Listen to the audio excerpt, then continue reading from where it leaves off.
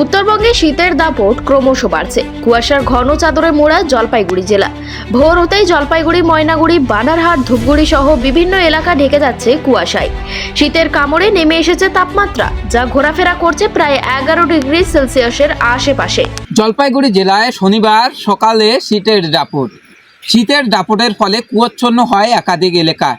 জলপাইগুড়ি জেলার ধূপগুড়ি, বানারহাট, নাগরাকাটা এবং চালসা এলাকায় কিন্তু জাঁকিয়ে পড়েছে শীত। আর শীতের ফলে কিন্তু একাধিক এলাকায় কুয়াচ্ছন্ন হয়। দৃশ্যমানতা কম দেখায় কিন্তু রীতিমতো যারা দূর দূরান্ত থেকে যারা যানবাহন, সেসব যানবাহন কিন্তু রীতিমতো হেডলাইট জ্বালিয়ে যাতায়াত করছেন। পাশাপাশি ডুয়ার্সে যেসব পর্যটক ঘুরতে আসছে তারাও কিন্তু এই শীতের দাপটের ফলে খুশি এবং এই শীতের যে কুয়াশাচ্ছন্ন আকাশের সেই উপভোগ করছেন।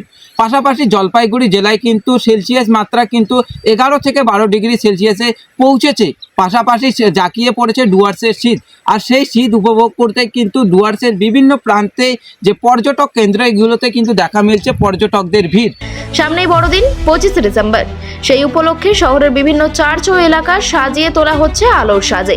শীতের সকালে শরীর গরম রাখতে আগুন পোহাচ্ছেন সাধারণ মানুষ। ভারী শীতের পোশাক গায়ে জড়িয়ে রাস্তায় বেরোচ্ছেন সকলে। শীতের এই মনোরম আবহাওয়া উপভোগ করতে জেলার বিভিন্ন পর্যটন স্থলগুলিতে বাড়ছে পর্যটকদের ভিড়। কুয়াশা, ঠান্ডা আর উৎসবের আমেজ সব মিলিয়ে জলপাইগুড়ি জেলায় এখন শীতের আনন্দ পুরোপুরি লেগে পড়েছে। জলপাইগুড়ি থেকে খাদিমুল ইসলাম, খবর বাংলা।